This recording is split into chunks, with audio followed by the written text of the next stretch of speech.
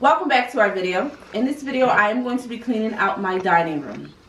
So, the dining room is a hot mess. I know it.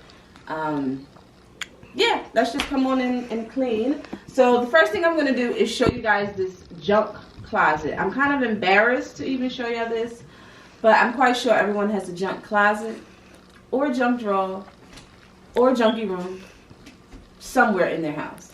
So I'm going to show y'all. We're going to get this closet organized. We're going to try to rearrange this entire room. I did buy a bookshelf that I want to put together.